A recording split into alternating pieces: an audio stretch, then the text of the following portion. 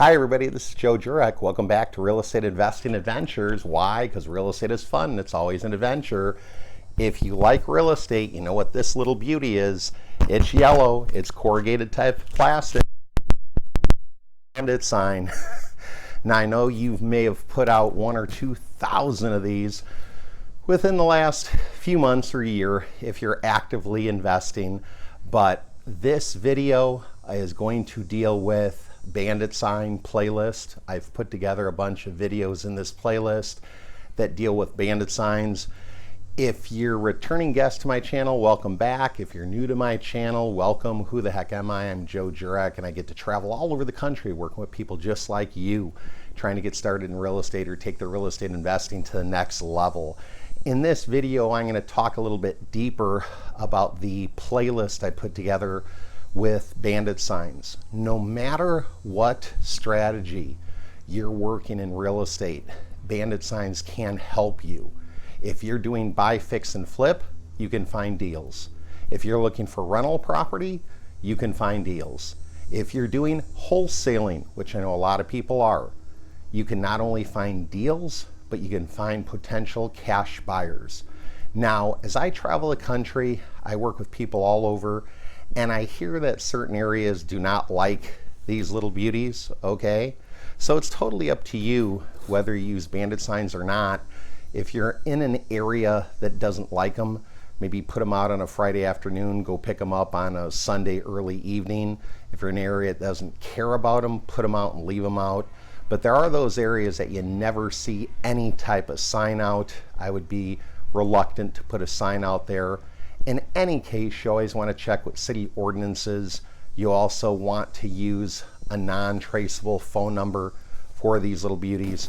You could often go to a store like Walmart, Target, Best Buy, and get a pay-per-use phone or disposable phone. There are a number of different phone services out there that you could buy, and some that are even free, that you can get a secondary phone line, so it's a non-traceable number. But if you're looking at trying to get a competitive advantage over your competition, and I know a lot of you are, because as I'm out, I often see great deals posted, maybe on the MLS, and if the people aren't quick in a day or two, they might have 3 offers, 5 offers.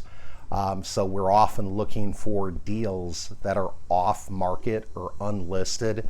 Bandit signs can help you do that. Sometimes people say, well, Joe, do they really work? Well, look at it this way. If you've ever had a garage sale or been to a garage sale, can you believe all the people that show up just from the little signs you post all over town? They do. And looking at it, just a few quick tips, definitely watch the videos, and I go into detail on different ideas throughout the videos. But yellow works the best, black lettering is really good, handwritten is really good. Often if people try to do pre-printed signs, it may look too professional. If it looks too professional, people may not call.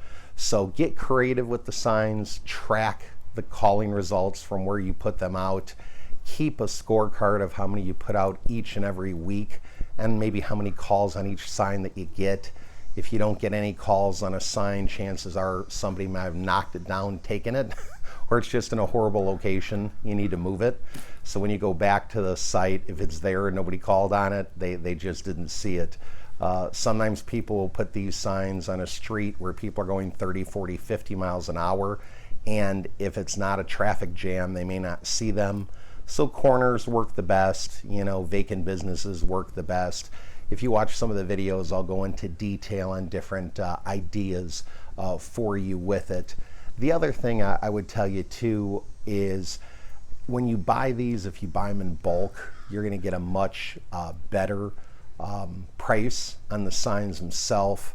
I do go in deeper on a bandit sign starter kit that I have available that would go into detail of exactly how I utilize the signs, what I've done over the years, how I've leveraged automation and technology to help me, with the phone calls and things like that coming in.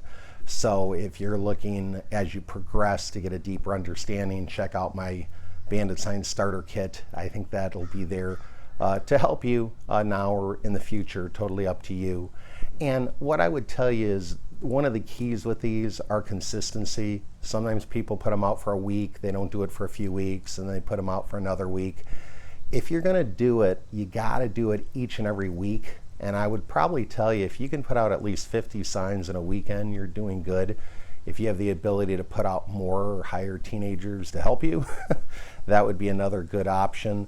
And, just be respectful of where you put them out. Make sure it's common, public type of area. You don't want to go on anybody's property, or sometimes I see people put them on utility poles, things of that nature. I never like doing that because I just don't want a problem from a utility company trying to track me down or figure out why I keep on putting them on the poles.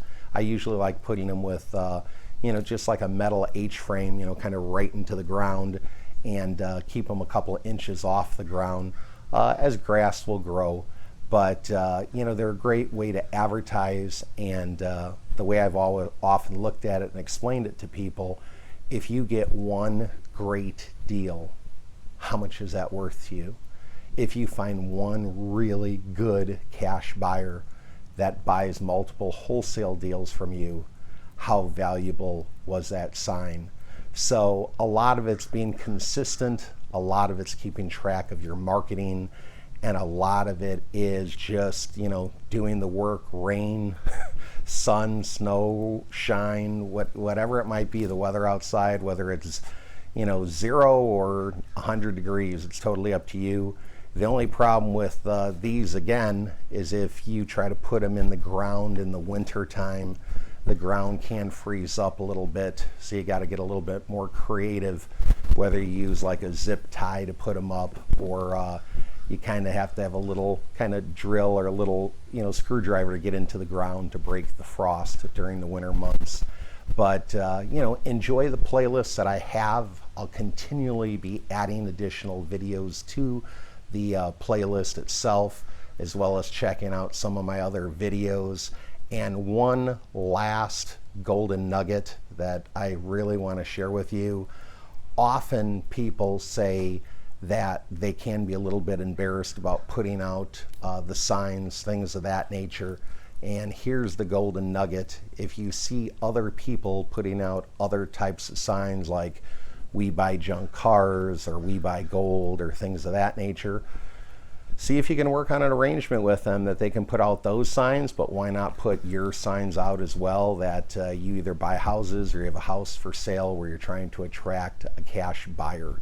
And the last point to this video, just as a reminder, you're going to run different campaigns when you do these bandit signs. Sometimes you'll do a campaign to attract people that are motivated, trying to sell a home.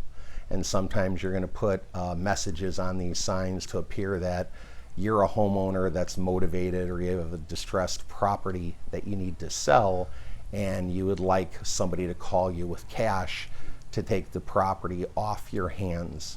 So until next time, enjoy this playlist, watch all the videos, leave comments. I'd love to hear from you. If you haven't subscribed, go ahead and subscribe down here, ring the bell at the top. That'll notify you every time I put out a property. And get out there and start turning those dreams into reality. Live life in the moment with no regrets. Take care, believe and achieve. Have a great day. Bye-bye. Do it now. Believe and achieve. Take care.